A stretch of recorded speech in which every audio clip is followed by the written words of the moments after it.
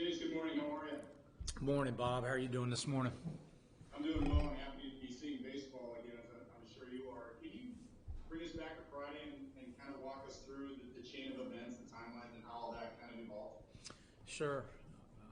We were, planning our day as usual. We did all our pregame workout routine, did everything, and as they were finishing up, I think it was on the scoreboard. They were finishing up the lineups for the day, and maybe 45 seconds or 30 seconds before the national anthem, I was kind of waved over to the corner and updated on what was going on, saying that there was a positive test and that they were going to shut the game down.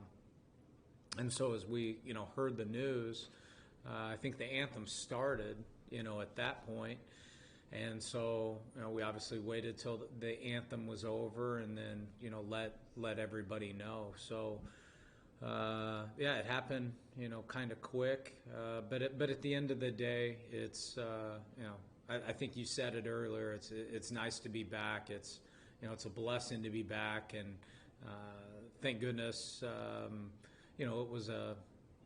it was a false positive, and everybody's healthy and everybody's good to go. That's the main thing. As far as the timing of it all, why so late right before a game? I mean, how does that all work in terms of test results being released? Well, it may feel late from the game standpoint, but we did the saliva test the day before, so it's actually a pretty quick turnaround from where they were at the beginning of the year to getting the results back. And so I think at the end of the day, we've put a lot of trust in the MLB and the medical side. We've done a good job, not perfect, a good job of following their protocols, and quite frankly, they've gotten us to this point, and that's having a lot of trust. So, when we got the news, there's, we're going to listen, go with their recommendations, and we did that, and in a quick turnaround, we're back to playing a doubleheader today, which is the most important thing.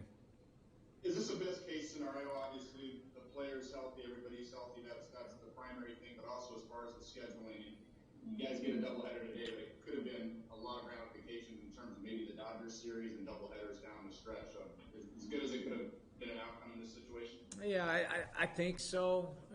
Our team mindset though is, we've got a group of guys that'll play anytime, anywhere, and so we weren't really thinking ahead of doubleheaders here and there and what that looked like. We've got a mindset of we're ready to play ball. You let us know when, and we're excited to get out there and compete. So, but I think we're all grateful to be able to get two in today, and excited about that for sure.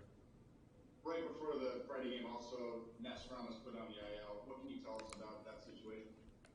Yeah, I can tell you, he's been having some issues, some pain in the knee, and he is really he's been gutting it out.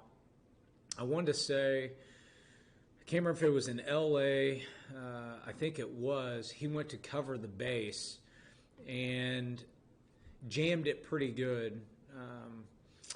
Now, he's been pitching through pain the majority of the year. Once he gets into the game, he's been having some adrenaline, and he's been able to gut it through. But when he jammed it on this last one, he had 3 or 4 days down, and it never really bounced back. And so while he was able to pitch, he's in a lot of pain when he's not pitching.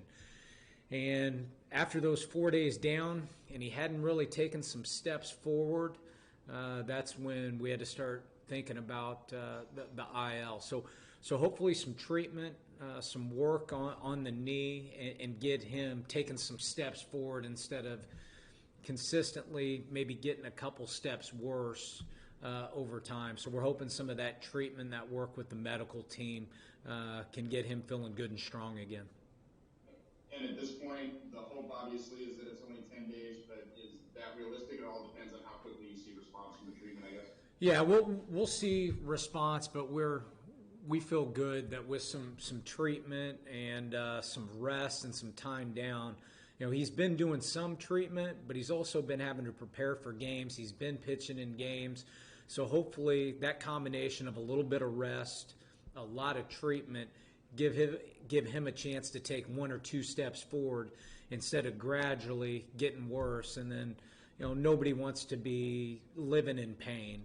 And so, like I said, he's been gutting it through, but the pain's gotten worse over time, and certainly when he's not pitching. So we need to get that cleaned up. While we're talking training room, what can you tell us about the updates on Tommy Pham and Eric Hosmer? Tommy getting closer? Has he been in some simulated games yet? What can you tell us? Yeah, we feel they're both getting closer. They're both making very good steps forward. I would say, right now Tommy's probably a little bit ahead on a return date, and so we'll see how the next couple days respond. But we've been consistently getting very good news about both of those guys' progress. Thank you, Jayce. Hey, Jay Cassaville. Jayce, I know you said you play anytime, anywhere, but what are the challenges of just 2 days off, two kind of unexpected days off, and being able to kind of, you guys were rolling. What are the challenges of these 2 days off and being able to kind of rekindle where you were on Thursday? Well, we hope to keep rolling. That's for sure, and we got a chance with Clevenger touching the ball on the bump, game 1 to set the tone and keep that going. So, the 2 days off, I expect us to maintain our rhythm and timing. It doesn't seem like a long enough break to really build up some rust or anything like that. And so yesterday, a little bit of a strange day with, having to do our saliva test and then everybody going back to either their room, their apartment, their house, and kind of locked in. But hopefully it's a good rest and recover day, knowing that we've got at least 14 innings today. So hopefully we're a little bit fresher, a little bit crisper. And like I said, I think our expectations is to continue our rhythm and time and momentum. And like always, it starts on the mound, and Clevenger's going to set the tone for us. What are your pitching plans now for the Dodgers series, and why Clevenger today, and why jump Lamet in the order there? Well, we thought it's important to keep Clevenger on his routine. Richards was supposed to go, obviously before we had the false positive. So, and then that lines us up for a combination of Lamet. We'll see where Paddock's at, and Davies for the next 3 games. So we feel that we can get right back onto track and really not have a lot of distraction or a lot of change in the pitching rotation, with most of those guys kind of staying on their normal program for the most part. So just to clarify, is it Lamet tomorrow then, and then Davies? Yeah, that's correct. Andy Halburn. Hey, Jayce, sorry if I missed this, but so will the final game be made up when you guys play the Giants at the end of the regular season? Andy, I haven't heard that yet. We haven't heard anything on that quite yet, or if it's out there, I haven't been told, but I don't think it is out there yet. Okay, thank you. Mm-hmm. Okay. We'll go to Pedro Gomez.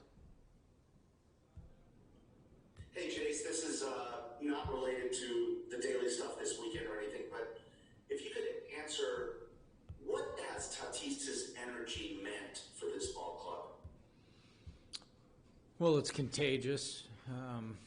Him being able to just do different things, but he does it in such a high energy, something that's contagious, and it just brings the best out of everyone. But it's not just Tatis. I mean, we've got a group of guys, and maybe the way he plays has has shed off on some of the other guys, but you look at the way our guys are getting down the line and running and getting off the ball defensively and pulling for one another in the dugout. And we've got a big group of guys doing that, and it certainly helps having a young 21-year-old who's so energetic and so positive. I think all those attributes can rub off on other guys. So I think the main thing is for Tatis to be himself, and he's got so many good positive characteristics with being himself, and he doesn't have to be something that he's not. Muchas gracias, and sorry guys, I had to get that in. Thanks for letting me in. No worries. We'll go to AJ Cassavell again. Yeah, we're always good with Tatis questions. They're usually interesting. Jayce, just to follow up, were you guys, I know you guys weren't able to do anything with the guys that were here, but were you able to do things at the alternate site? Like, were guys like Pham and Hosmer and Campusano, Mejia, the guys who were recovering, were they able to do anything the last couple days?